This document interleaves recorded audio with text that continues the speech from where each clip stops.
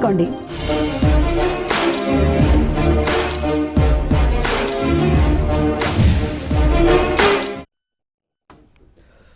పటాకా ప్రత్యేక చర్చకు తిరిగి స్వాగతం. ప్రస్తుతం ఎన్నికల ఫలితాలకు సంబంధించి మనం డిస్కస్ చేస్తున్నాం. దయాకర్ గారు, ముఖ్యంగా వెస్ట్ బెంగాల్లో కాంగ్రెస్ పార్టీ వామపక్షాలతో పొత్తుతో ఎన్నికల్లోకి వెళ్ళింది.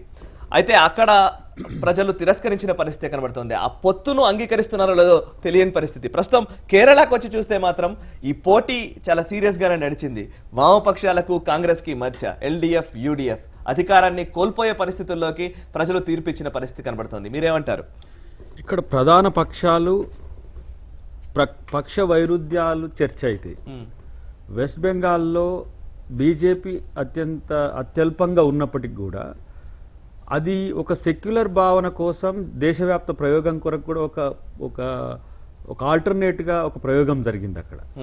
అయితే దానితో అంటే వెస్ట్ బెంగాల్లో కమ్యూనిస్టు కాంగ్రెస్ అవగాహనతో ఉన్న పోటీ ఓడిపోయింది అని అనేదానికంటే కూడా దాన్ని ప్రజలు ఇంకా ఆలోచించే స్థితిలో లేరని చెప్పక తప్పదు అక్కడ. అయితే ఇక్కడ ప్రధాన వైరిపక్షాలు ఎప్పుడు ఆల్టర్నేట్, ఇప్పుడు ఎల్డీఎఫ్ యూడీఎఫ్ అనేది ఒక సిపిఎం లేకపోతే కాంగ్రెస్ పార్టీనే కాదు, అవి కొన్ని చిన్న చిన్న పార్టీల యొక్క సమాహారం. అక్కడ వాటికి ఒక ఎంటిటీ ఉన్నది, గతం నుంచి కూడా ఒక ఎంటిటీ, వాటి యొక్క విధి విధానాలు వస్తే ఇలాంటి పరిపాలన ఉంటుంది అనే దానికి ఎప్పుడు ఆల్టర్నేట్ పాలిటిక్స్లో ఇక అక్కడ ఇప్పుడు సజావుగానే జరిగిందనే ఒక అంచనా కూడా ఉన్నది. గతంలో యూడీఎఫ్ ఉంటే ఇప్పుడు దాన్ని మించి ఎల్డీఎఫ్ వచ్చినట్టుగా చర్చ జరుగుతుంది.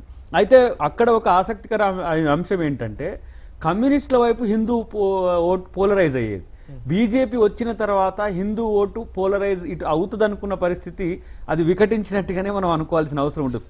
ఓట్ల పర్సెంటేజ్ పెరిగినప్పటికీ కూడా మాకు క్రిస్టియన్ దళిత ఓటు మాత్రమే కన్సాలిడేట్ అయినట్టుగా మాకు ఉన్న ప్రాథమిక అంచనా. అంటే కేరళలో అయితే 10% ఓటు శాతం బీజేపీ సాధించిన పరిస్థితి 10.6% వచ్చింది అని అంటే చాలా పెరిగిందనే అనుకోవాలి కదా. చాలా పెరిగింది. నాకు ట్రెడిషనల్ హిందూ ఓటు కాస్త నాకు అక్కడ మైనస్ అయింది. ఇప్పుడు ఈ మత చర్చలు ఉన్నాయి కదా దేశవ్యాప్తంగా జరుగుతున్న. అయితే మీరు ఇంకొక మాట కూడా అన్నారు ఇంతకు ముందు, రైట్? ఇప్పుడు మీరు అన్నమాట వెస్ట్ బెంగాల్లోనే చూసుకుందాం. వెస్ట్ బెంగాల్లో సెక్యులర్ భావజాలంతో ఉన్న పార్టీలన్నీ ఒక తాటిపైకి వచ్చిన ఒక ఆలోచన, ఒక ప్రక్రియ నుంచి వచ్చింది ఆ కూటమి అన్నారు, రైట్? అట్లాంటప్పుడు మరి బీజేపీకి 10.2%, కాంగ్రెస్ కి సరిసమానంగా పర్సెంటేజ్ వచ్చిందనంటే ఆ పోలరైజేషన్ లో ముఖ్యంగా సెక్యులర్ కాదు ఇది కాదు ఒక బీజేపీకి వైపు జనాలు ఉన్నారనుకోవచ్చు కదా. బీజేపీకి జనం ఓవరాల్ గా పెరుగుతున్నారు. ఇప్పుడు మీకు సదరన్ రీజియన్ లో బీజేపీ పుంజుకోవడానికి అవకాశం ఉంది. ఈ ఉత్తరాది పార్టీ కాస్త ఇక్కడ పుంజుకుంటున్నవైనా ఇటు చూడాల్సిన అవసరం లేదు. మనం 5 రాష్ట్రాల ఎన్నికల్లో ఈ రెండింటిని పశ్చిమ బంగా అండ్ మనం అసోంను డిఫరెంట్ యాంగిల్లో చూడాల్సిన అవసరం ఉంటుంది. సదరన్ లో రీజనల్ పార్టీస్ లో హవా ఉంటుంది ఎక్కువ కూడా. ఇంకా జాతీయ పార్టీల్లో కాంగ్రెస్ పార్టీకి ఓట్ షేర్ ఉన్నప్పటికీ కూడా ఇంతకుముందు ఆంధ్రప్రదేశ్ ఉంటే అధికారం ఉండేది, కర్ణాటకలో అధికారం ఉన్నది, ఇప్పుడు మొన్నటిదానికి కేరళలో ఉన్నది. ఇక్కడ షేరింగ్ ఉంది కానీ ప్రాంతీయ పార్టీల అస్తిత్వాలు క్రమేపీ పెరుగుతున్న పరిస్థితిని కూడా గమనించాల్సిన అవసరం ఉంటుంది. అయితే నా ఇంటెన్షన్ ఏంటంటే, నేను చెప్పాలనుకున్నది ఏంటి అంటే, ఇక్కడ కేరళలో జరిగిన ఎన్నికల్లో బీజేపీ ఒక కీ ఫ్యాక్టర్ గా మారింది, కీ ఫ్యాక్టర్ గా ఉండి విజయాన్ని నిర్దేశించే స్థాయికి రావడం వల్ల నష్టపోయినామనే అంశాన్ని నేను చెప్పాలనుకున్నా. ఇప్పుడు అది దానివల్ల కాంగ్రెస్ నష్టపోయింది. నాకున్న ట్రెడిషనల్ హిందూ ఓటు కాస్త బీజేపీ కీ ఫ్యాక్టర్ లోకి రావడానికి ఇంతకుముందు మీరు చెప్పిన కారణాలే ఉన్నాయా అని చూద్దాం ఒకసారి. శ్రీధర్ గారు, ఇంతకుముందు దయాకర్ గారు అంటున్నారు అగస్టా వెస్ట్లాండ్ కావచ్చు, ఇట్లాంటి కొన్ని అంశాలని సడన్ గా తెరపైకి తెచ్చిన అంశాల ప్రభావం ఖచ్చితంగా కనబడుతోంది. ఇప్పుడు ముఖ్యంగా కేరళలో కావచ్చు, మిగతా ప్రాంతాల్లో ఎన్నికల్లో ఇప్పుడు ఏదేమైనా కూడా వాళ్ళు చేసి ఉండకపోయి ఉంటే ఆ ఇష్యూస్ అన్ని వచ్చేవి కావు కదా. వాళ్ళు నెంబర్ ఆఫ్ స్కామ్స్ చేశారు. అంటే ఆ రోజు ఎలక్షన్ ముందర వచ్చింది కాబట్టి డిస్కషన్ వచ్చి కదా నాకు లబ్ధి పొందారు లేదా మీరు లబ్ధి పొందారు మీరు నష్టపోయామంటే ఏ విధంగా ఉంటుంది? ఇష్యూస్ వన్ బై వన్ వస్తున్నాయి. మీరే అంటారు ఏదైనా మీరు చేయలేదు చేశారా అని అంటారు. ఒక ప్రొసీజర్ కానీ ఒక ఎంక్వైరీ జరిగినప్పుడు ఒక స్టేజ్కి వచ్చిన తర్వాత అక్కడ ఇటలీ కోర్టులో ఒక జడ్జ్మెంట్ వచ్చిన తర్వాత ఆ ఇష్యూ బయటకు వచ్చింది. లేకపోతే ఆ ఇష్యూ ఇంకా నెమ్మదిగా ఎంక్వైరీలోనే ఉండేది. అదేదో లబ్ధి పొందారు అంటారు. ఆ లబ్ధి నిజంగా పొందింది ఎవరు అని అంటే కాంగ్రెస్ మైనస్ అయింది అని మీరు ఒప్పుకుంటే మమతా బెనర్జీ గారు లబ్ధి పొందారు, అలాగే జయలలిత గారు కూడా లబ్ధి పొందారు. ఎందుకంటే అక్కడ కాంగ్రెస్ ఓట్ షేర్ మైనస్ అయింది. ఒకటి ఎవరైనా గెలవని కాంగ్రెస్ ముక్త భారత్ లో అదొక వ్యూహం. ఒకటి. రెండోది ఏంటంటే మాకు ఉన్న ఓట్ షేర్ ఏదైతే 1-2% ఉన్న ఓట్ షేర్ ఇప్పుడు ఈ మాటల్లో అంటూ ఉంటారు మేము సెక్యులర్ కాదంటారు, లేదంటే నార్త్ ఇండియన్ పార్టీ అంటూ ఉంటారు వీళ్ళు. ఎందుకంటే ఇంకేమీ మిగలలేదు, మా మీద కరప్షన్ చెప్పలేరు, ఏదో స్కామ్ గురించి చెప్పలేదు, ఇంకేం చెప్పలేరు. అసహాను లేదా నాన్ సెక్యులర్ లేదా నార్త్ ఇండియన్ పార్టీ అంటారు. అలా అన్నా కూడా ప్రజలు అవన్నీ కూడా పక్కన పెట్టి మాకు 10% ఈ 2 రాష్ట్రాల్లో ఇచ్చారు, అస్సాంలో ఏమో మాకు గవర్నమెంట్ కూడా ఇచ్చారు. ఓకే ఓకే లక్ష్మీనారాయణ గారు, హిందుత్వ ఓటు బ్యాంకు మాత్రమే కాదు, అస్సాంలో ముఖ్యంగా పరిశీలిస్తే మైనారిటీల ఓట్లు కూడా బీజేపీకి వచ్చిన పరిస్థితి మనం చూసాం. కొన్ని నియోజకవర్గాల్లో అయితే మైనారిటీల ప్రాబల్యం ఉన్న ప్రాంతాల్లో కూడా బీజేపీ కైవసం చేసుకున్న పరిస్థితి కనబడుతోంది. అంటే ఒక ఐడియాలజికల్ మార్పులు ఏవైనా ప్రజల్లో వస్తున్నాయనే ఒక సంకేతాలు కూడా మనం చూడాల్సిన అవసరం ఉంటుంది. అస్సాంలో ముస్లిం ప్రాతినిధ్యం వహించే పార్టీ మాది అని చెప్పుకుంటున్నటువంటి పార్టీ AIUDF, అది 17 స్థానాలు గతంలో ఉంటే ఇప్పుడు కూడా 14 స్థానాలు గెలుచుకునేది. పెద్దగా దానికి తగ్గిన దాఖలాలు లేవు. అంత గవర్నమెంట్ డోల్ డ్రమ్స్లో పడి అది పోయి బీజేపీ లెడ్ గవర్నమెంట్ వచ్చినప్పటికీ వాళ్ళు తన స్థానాలు నిలబెట్టుకున్నారు. అందువల్ల ముస్లిం ఓటు బ్యాంక్ అనేటువంటిది దాంట్లో చీలికొచ్చి బీజేపీ వైపున కూడా కొంత పోయింది అనేటువంటి భావన మనం ఇవ్వాల్సిన అవసరం లేదు. ఇంకా డీటెయిల్స్ వెళ్ళి లోపల తీసుకుంటే తప్ప మెజారిటీ మైనారిటీ కమ్యూనిటీస్ ఉన్నాయన్నదే మీరు ఒప్పుకోవాలి. అస్సాంలో క్రిస్టియన్స్ అవని ముస్లిమ్స్ అవని ఎక్కువ పర్సెంటేజ్ 1/3% పైనే ఉన్నారు. వాళ్ళు డామినెంట్ ఫ్యాక్టర్స్. మీరన్న 14 ఎమ్మెల్యే సీట్లే కాదు, అక్రాస్ అస్సాంలో వాళ్ళు ఉన్నారు. ఆ ఓట్లు ఎక్కడికి వెళ్ళి మాకు రాకపోతే మేము ఎలా గెలుస్తాం, లేకపోతే అన్ని సీట్లు ఎలా వస్తాయి. నేను ఏమంటున్నా అంటే కంప్లీట్ డేటా వచ్చి లోతుగా అధ్యయనం చేయాల్సింది తప్ప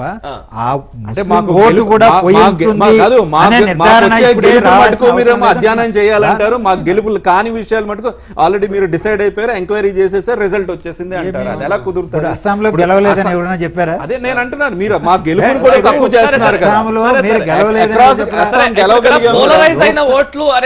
లోక్సభ ఎన్నికల్లోనే 7 స్థానాలు గెలిచాము, నిలబెట్టుకోగలిగాం కదా. 50% వచ్చినాయి, కొత్తగా పోయి వచ్చింది కాదని నేను మొదట అదే మీరు ఇందాక ఆ గెలుపును కూడా తక్కువ చేసి చూపిస్తున్నారు, ఈ గెలుపును కూడా మీరు తక్కువ చేసి చూపిస్తున్నారు. నేను అనేది ఏంటి, ఉన్న ఓట్ షేర్ తగ్గిపోవచ్చు కదా, మాకు ఉన్న ఓట్ షేర్ తగ్గిపోవచ్చు కదా మా ఇన్ఎఫిషియన్సీ అయితే. వారు నన్ను అడిగింది ఏంటంటే మొదటిసారి ఎంటర్ అయినారంటే మొదటిసారి కాదు, లోక్సభ ఎన్నికల్లోనే 7 గెలిచారు.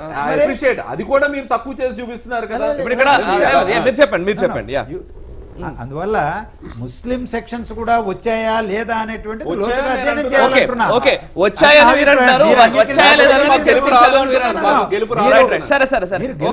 గెలుపును కాదనే దానికి ఎవడండి ప్రజలు తీర్పు ఇచ్చారు, మీరు అధికారానికి వస్తున్నారు. నిర్ధారిస్తాను, మీరు నిర్ధారించుకోవచ్చు. ముస్లింస్ ఓటేశారని కేరళకు సంబంధించి కేరళలో భారతదేశంలో కొన్ని సమస్యలు వచ్చిన మాట వాస్తవం. జేఎన్యూలో వచ్చిన సమస్య, లేకపోతే హైదరాబాద్ యూనివర్సిటీలో వచ్చిన సమస్య, మీరు నేను సమర్థించకపోయినా, మనం అంగీకరించకపోయినా సమస్యలకు వచ్చినాయి, విభజనకు దారితీసినాయి, సామాజిక ఉద్రిక్తతకు దారితీశాయి.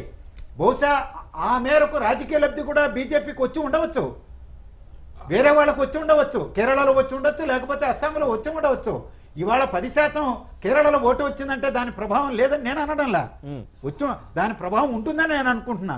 అక్కడ ఎవరు మీతో చేతులు కలిపింది? బీజేపీతో చేతులు కలిపిన వాళ్ళు ఎవరండి? అందువల్ల ఓటు పర్సంటేజ్ పెరుగుతూనే మరి సెక్యులరిజానికి వ్యతిరేకంగా మారినటువంటి పరిస్థితులు వచ్చినాయా లేదా ఇంకోటి? ఈ నిర్వచనాలకు నేను ఎన్నికలుగా చూసి నాకున్నటువంటి సమాచారం ప్రకారం నేను విశ్లేషించడానికి ప్రయత్నం చేస్తున్నా. ఒకటి, ఇవాళ బీజేపీ కూడా చంకలు జరుచుకోవాల్సినంత విజయాలు వాళ్ళకేమి ఇవి కాదు. ఇవాళ 2 సంవత్సరాల కాలంలో ఢిల్లీలో కానీ బీహార్లో కానీ లేకపోతే ఇతర రాష్ట్రాల్లో జరిగిన చోట ఓట్ల పర్సంటేజ్ చూసినా, సీట్ల పర్సంటేజ్ చూసినా లోక్సభతో పోలిస్తే వాళ్లకు గ్రాఫ్ పడిపోతాం ఉంది. ఈరోజు అస్సాంలో ఒక ఊరటగా కనిపించవచ్చు, కానీ ఈ అస్సాంలో వచ్చినటువంటి కూడా 7 స్థానాలు లోక్సభలో గెలిచారు, 50% ఆనాడు. తర్వాత అదనపు శక్తి సామర్థ్యాలను సంపాదించుకో ఉండవచ్చు, అధికారానికి యాక్చువల్లీ ఇక్కడ లక్ష్మీనారాయణ గారు, ఇక్కడ బీజేపీకి సంబంధించి ఇది బీజేపీకి ఏ సీట్ వచ్చినా సరే ఇది బోనస్ కిందనే. ఎందుకంటే ఇంతకు ముందున్న ఎలక్షన్స్ తో పోల్చుకుంటే గనక అస్సాంలో ఇంతకు ముందు వాళ్ళు అధికారంలో లేరు, కేరళలో అసలు ఒక స్థానం కూడా లేదు, తమిళనాడుకు ఎవరికి లేదు ప్రాంతీయ పార్టీలు. సహజంగా So, ఇట్లాంటి వాళ్ళకు పరిస్థితుల్లో కాంగ్రెస్ కంటే అడ్వాంటేజెస్ లో బీజేపీ that is what నేను అనేది కూడా అక్కడ point. నేను మొదటనే చెప్పా, మీరు చెప్పింది అదే, మీరు చెప్పింది అదే. కాంగ్రెస్ పార్టీ పెద్ద రాష్ట్రాలుగా ఉన్నది కర్ణాటక తప్ప ఇంకేం మిగలలేదని చెప్పా. మీరు చెప్పింది కూడా అదే. అస్సాంలో వచ్చిందని చెప్పా.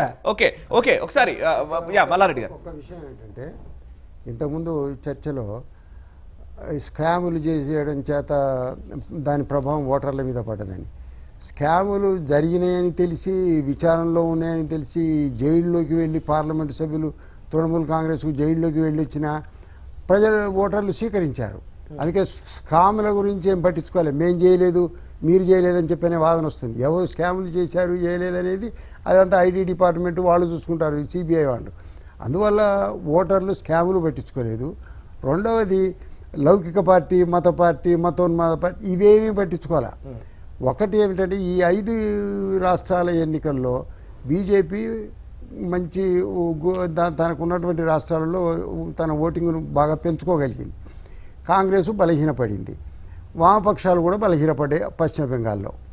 ఇది ఫ్యాక్ట్. కాబట్టి ఈ ఫ్యాక్ట్ను అనుసరించి ఈ ఫ్యాక్ట్కు సంబంధించినటువంటి లోపాలు ఏమిటి అని ఆ పార్టీలు ఇన్నర్గా చర్చించుకొని భవిష్యత్తులో మళ్ళీ ఎన్నికల వరకు ఏమన్నా తయారైతే అది వేరు విషయం.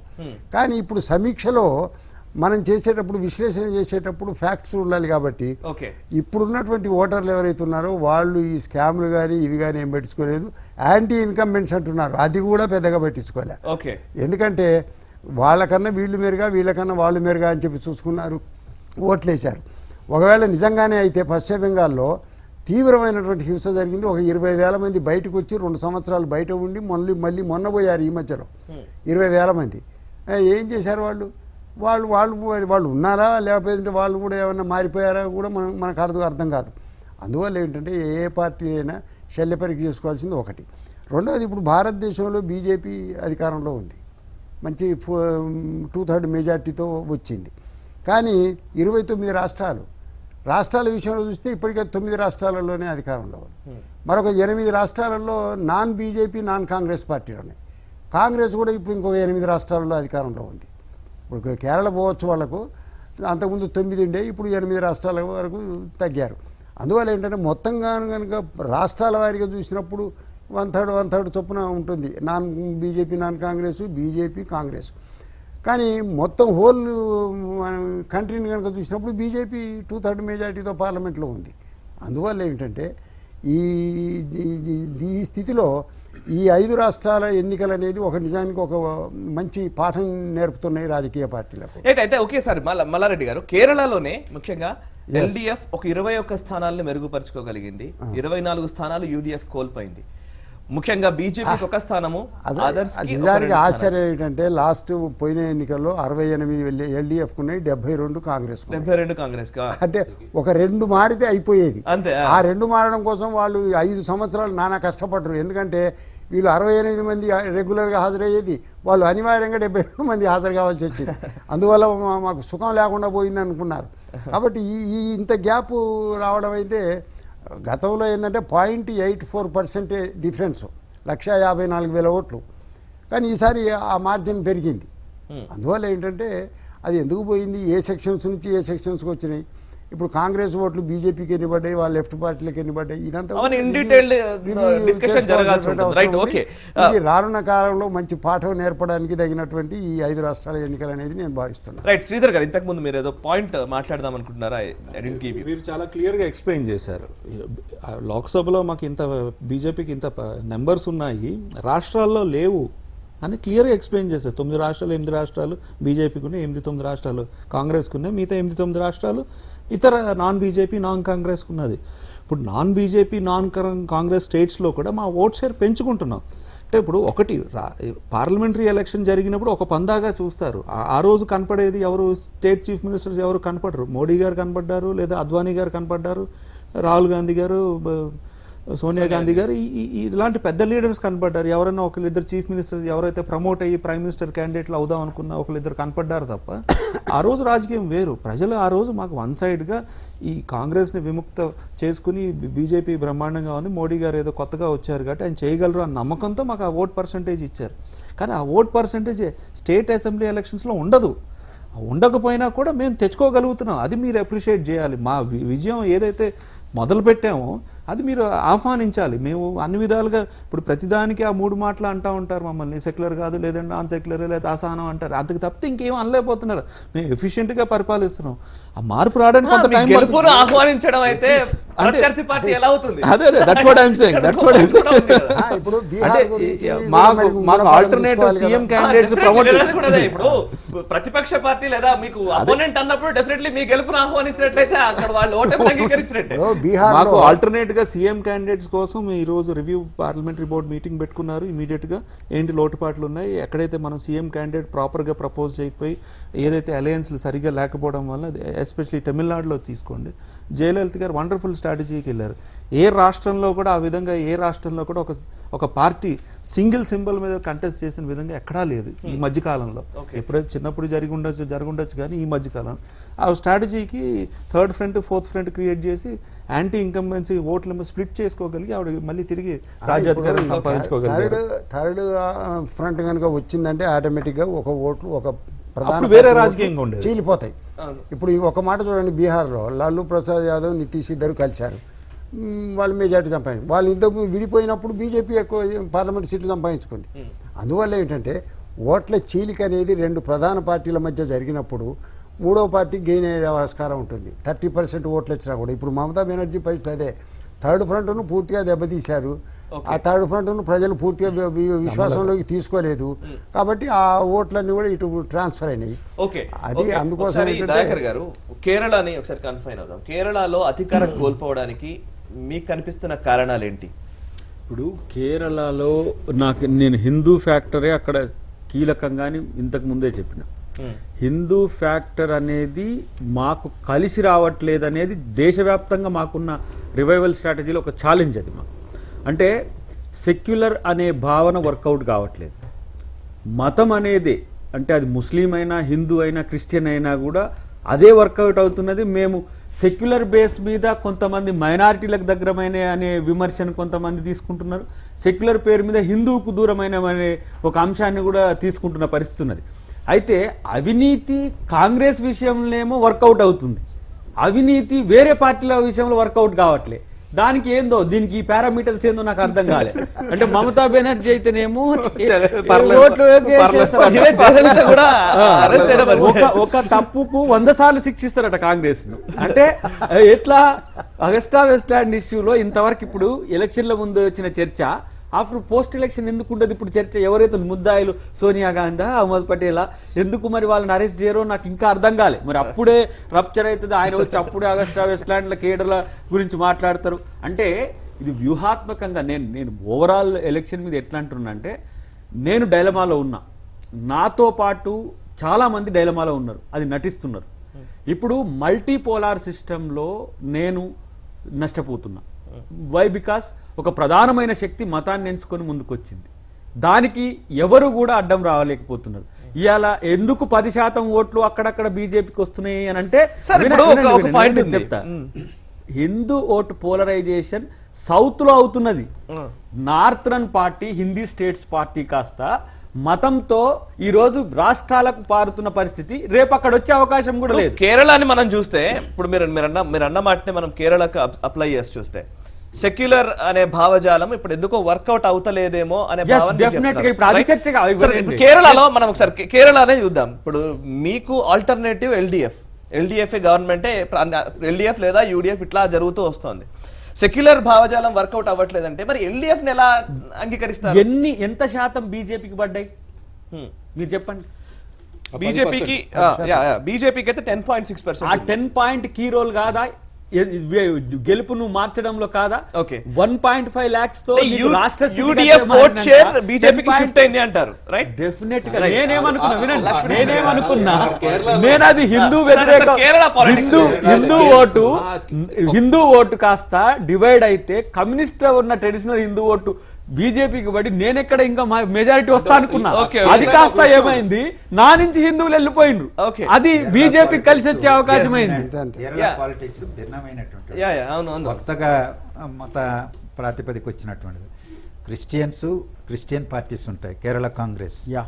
ముస్లిం లీగ్ ముస్లిమ్స్కి ఉంది, లేదా ఇప్పుడు అలాంటి హిందూ భావజాలం కలిగినటువంటి సంస్థల్ని కొన్ని పార్టీలు కూడా అవుట్ఫిట్ ఆర్గనైజేషన్స్ వచ్చినా వాటిని కలుపుకొని బీజేపీ కూడా అడ్వాన్స్ కావాలనే ప్రయత్నం చేసి కొంత అడ్వాన్స్ అయ్యింది. వామపక్షాలకి సెక్యులర్ భావాలు కలిగిన డెమోక్రటిక్ పార్టీస్కి సంబంధించిన లెఫ్ట్ కూటమి ఒకటి ఉన్నది, సాలిడ్ కూటమి, సిపిఐ, సిపిఎం, అలాగే ఆర్ఎస్పి, ఇవన్నీ కూడా ఇవి పోరాట పటిమతో ఉన్నాయి. ఉద్యమం ఒక కనీస ఉమ్మడి కార్యక్రమం ప్రాతిపదికన ఇవాళ బెంగాల్లో అవినీతి కేసులు శారదా లేకపోతే నారదా వాటి మీద జరిగిన పోరాటాల కంటే కూడా ఇక్కడ ఉమ్మన్ చాందీ మీద వచ్చినటువంటి అవినీతి వ్యతిరేక పోరాటంలో పెద్ద ఎత్తున మాస్ను మొబలైజ్ చేశారు. అసెంబ్లీలను పనిచేయనీలా ముట్టడి చేయడం జరిగింది. అంటే జనాన్ని భాగస్వాములు చేసి ఒక ఉద్యమ స్వరూపంలో ఇక్కడ ప్రత్యామ్నాయంగా ఎన్నికలకు ముందా ఎప్పటి నుంచో నడుస్తుంది. ఎప్పటి నుంచో నడుస్తుంది. ఎలా దళిత మహిళలు ఎప్పుడు- సాలిడ్ దళిత మహిళలు ప్రత్యామ్నాయం ఉద్యమాల ద్వారా నిలబడినటువంటి ఉద్యమం మౌలికమైన తేడా కేరళకి బెంగాల్కి ఉన్నటువంటి మౌలిక తేడా ఇది. ఓకే. అక్కడ నైరాశ్యంలో కొంత ఇబ్బందికరమైన పరిస్థితుల్లో ఒక్కటే interview లెఫ్ట్ అయితే మూవ్మెంట్ ఇక్కడ. ఇబ్బందుల్లో ఉంది. ఇక్కడ ఫోర్స్ఫుల్ గా ఒక మిలిటెంట్ ఫోర్స్ గా ఇక్కడికి ముందు వచ్చింది. ఆల్టర్నేటివ్ మేము ఉన్నాం, సవాల్ చేసింది ఇప్పుడు నిర్భయ, నేను ఒక్కటే interview Nirbhaya case Congress party వాళ్ళు చేసినట్టే చేసిండ్రు బీజేపీ వాళ్ళు ఎప్పుడు ఎలక్షన్ల ముందు. Okay. దళిత మహిళ రేపు కూడా కాంగ్రెస్ పార్టీ చేసినట్టే చేసిండ్రు. రేప్ కేసు వ్యవహారం కూడా దాంట్లో వ్యవహార శైలి కూడా అంత effective. ఇప్పుడే నేషనల్ మీడియా వీళ్ళ ఈ బీజేపీ అనుకూల మీడియా నేనైతే గెలవా, కాంగ్రెస్ అయితే గెలవద్దు, ఇది వాళ్ళ వ్యూహం కదా.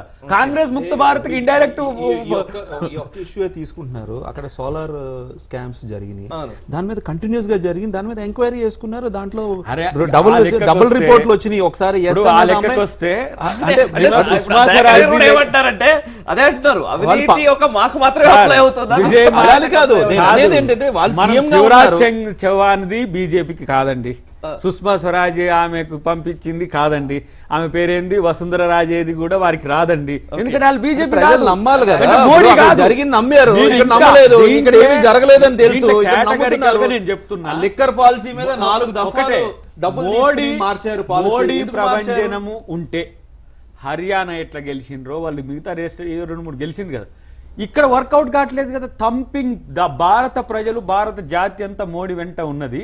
ప్రభంజనం ప్రభావం కాస్త పరిమితమైంది ఏంటి అనేది ఆలోచించుకోవాల్సింది ఇప్పుడు వాళ్ళు. మేము debate లో మోడీ ఉన్నాం. ప్రపంచం అనేది పార్లమెంట్ ఎన్నికలకు సంబంధించి కాదు, వస్తుంది. state elections are different. State elections are different. కాదు, సార్, నా మల్లారెడ్డి గారు. డిబాకిల్ వెనుక వినండి, ఒకటే నా డిబాకిల్ వెనుక నన్ను కొట్టే శక్తి నా సమానమైన ప్రత్యర్థిగా రావట్లే. Okay. అది మతాన్ని ఎంచుకున్నదని చెప్పిన దాని మీద చర్చ లేదు. Okay, ఎందుకంటే రాజ్యాంగం అనుసరించిన అంశాన్ని చర్చకు తీసుకురావడం ద్వారా లబ్ధి పొందుతున్న పార్టీతో ఈ రోజు సెక్యులర్ శక్తులు భవిష్యత్తులో కలిసి అంచనా ఉందని ఎందుకంటున్నట్టు అది వెస్ట్ బెంగాల్ ఇన్సిడెంట్, అది ప్రయోగం వికటించిందా, ఆ ప్రయోగాన్ని ఎట్లా ఎన్రిచ్ చేసుకోవాలనేది భవిష్యత్తులో ఆ శక్తులు ఆలోచించుకుంటాయి. కానీ ఈ రోజు బీజేపీ ఎంత మేరకు సదరన్ స్టేట్స్ లో, తర్వాత ద్రవిడన్ మూవ్మెంట్స్ ఉన్న ఇప్పుడు ఇక్కడ మన తమిళనాడులో ఎంత మేరకు అది ఉండగలుగుతుంది, తర్వాత తన ఫెయిల్యూర్ ఎంత మేరకు ఎటువైపు పోద్ది అనేది మనం పరిశీలించాల్సిన అవసరం భవిష్యత్తులో ఉంటుంది. 2 సంవత్సరాలని దాన్ని అనలైజ్ చేసుకోండి. గురించినటువంటి కరెక్ట్ అనాలిసిస్ ఏంటంటే 1967లో కాంగ్రెస్ పార్టీ డిఎంకేతో ఒక ఒప్పందం ఏంటంటే అసెంబ్లీ సీట్లు మీకు, పార్లమెంట్ సీట్లు మాకు అని చెప్పి అన్నారు. ఏడీఎంకేకు మారినా ఎటు మారినా అధికారంలోకి వచ్చినటువంటి పార్టీ అంతా కూడా అసెంబ్లీ సీట్లు వాళ్ళు, అంటే ఒకవేళ వీళ్ళు అసెంబ్లీ సీట్ల మీద ఒక గ్రాడ్యువల్గా పట్టు వదిలేసుకున్నారు. అది ఇప్పుడు ఎఫెక్ట్ పడింది. ఎందుకంటే ఇప్పుడు అసెంబ్లీ మీద కేంద్రీకరించి డిఎంకే అన్నా డిఎంకే తోటి ఘర్షణ పడి స్వతంత్రంగా కాంగ్రెస్ అధికారంలోకి రావాలి అని చెప్పి చేసే ప్రయత్నానికి ఇంకా చాలా కాలం వాళ్ళు కష్టపడాలి. కష్టపడితే తప్ప రారు. చేశారు, అలవాటైంది. ఒకటి. రెండవది, కీలకమైనటువంటి అంశం ఏంటంటే ప్రాంతీయ పార్టీల పరిస్థితి ఏమిటి, జాతీయ పార్టీల పరిస్థితి ఏమిటి, అది ఏ పార్టీలైనా కానీ ఈరోజు ప్రాంతీయ పార్టీల యొక్క ప్రభావం అనేది క్రమంగా తగ్గుతూ ఉంది. అవి కూడా వాటి ఉనికి కోసం పోట్లాడుతూ ఉన్నాయి. ఉనికి కోసం పోట్లాడుతూ వీళ్ళని బట్టి జాతీయ పార్టీలతో సంబంధాలు పెట్టుకుంటున్నారు. ఒకసారి బీజేపీతో పెట్టుకోవచ్చు, ఒకసారి ఇతర వామపక్షాలతో పెట్టుకోవచ్చు. వాళ్ళు ఎటుపడితే అటు పోవడానికి వాళ్ళకి ఆ స్వేచ్ఛ ఉంది. అందువల్ల ఏమిటంటే ఈరోజు భారత రాజకీయాలలో కనుక చూసినప్పుడు ప్రాంతీయ పార్టీల హవా కొన్ని రాష్ట్రాలలో గుండుగుత్తగా సాగుతూ ఉన్నది. వాటిని అవి చేస్తున్నటువంటి ఏదో పెద్ద రాష్ట్రాల డెవలప్మెంట్ కూడా పెద్దగా ఏమి లేదు. అవి కొద్ది రోజుల్లో బట్టబయలవుతాయి. అందువల్ల ఏమిటంటే ఈరోజు ఈ జాతీయ పార్టీలుగా ఉన్న వాళ్ళు కూడా ఆలోచించడం ఏంటంటే తమ యొక్క ప్రజల నుంచి దూరం కావడానికి గల కారణాలు ఏమిటి, ఆ కారణాలను సరిదిద్దుకుంటే మళ్ళీ భవిష్యత్తులో ముందుకు రావడానికి ఆస్కారం ఉంటుంది. ఓకే, ఇప్పుడు ఒక చిన్న బ్రేక్ తీసుకుందాం. బ్రేక్ తర్వాత తమిళనాడులో ముఖ్యంగా హామీల వెల్లువే ప్రస్తుతం జయలలిత గెలుపుకు కారణంగా భావించాలా? మామూలుగా మనం విమర్శలు చూస్తాం, దానికి కౌంటర్ విమర్శలు చూస్తాం. మేనిఫెస్టోకు కౌంటర్ మేనిఫెస్టోలు ఇవ్వడం లేదా హామీలు ఇవ్వడం ఇదేమైనా ఎఫెక్ట్ చూపించింది? ఒకసారి డిస్కస్ చేద్దాం చిన్న బ్రేక్ తర్వాత. చూస్తూనే ఉండండి భారత్ టుడే.